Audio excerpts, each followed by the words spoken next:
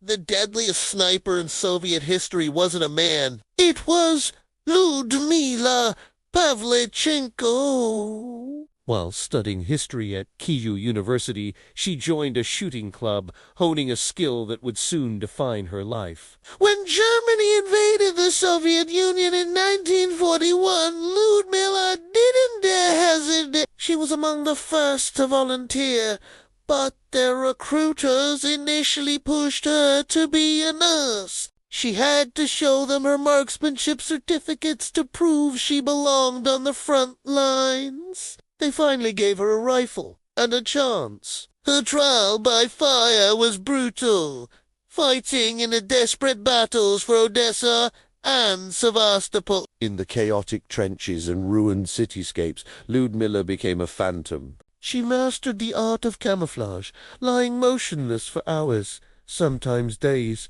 waiting for a single perfect shot. She engaged in deadly duels with enemy snipers, a nerve-wracking game of cat and mouse, where one mistake meant death. In one famous 3-day duel, she faced off against a German sniper who had already taken out 2 of her comrades. It was a battle of patience, skill, and sheer will. On the 3rd day, the German made a fatal error, revealing his position for a split second.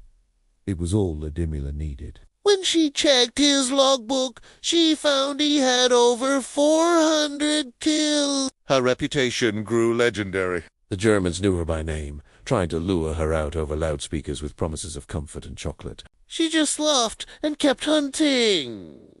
She wasn't just a soldier. She was a symbol of fierce resistance. Her weapon of choice was a Mosin Nagant rifle, a simple but reliable tool that in her hands became an instrument of legend. She would often say, "The only feeling I have is the great satisfaction a hunter feels who has killed a beast of prey." But her war on the front lines was cut short. In June 1942, after nearly a year of relentless combat, she was wounded by mortar fire, with an official count of 309 confirmed kills, including 36 enemy snipers. Her value was too great to risk losing. The Soviet High Command pulled her from combat. Her fight, however, was far from over. It just moved to a different state. She was sent on a publicity tour to the United States, Canada, and Great Britain to rally support for a second front in Europe. Initially, the American press was more interested in her uniform and whether she wore makeup. They asked her sexist questions, like why her skirt was so long, and if she powdered her nose in the trenches. Frustrated but undeterred, Ludmila found her voice. Standing before a crowd in Chicago, she delivered a powerful, unscripted speech. She said, "Gentlemen, I'm 25 years old, and I have killed 309 fascist occupants by now. Don't you think, gentlemen, that you have been hiding behind my back for too long?" The crowd erupted in stunned silence.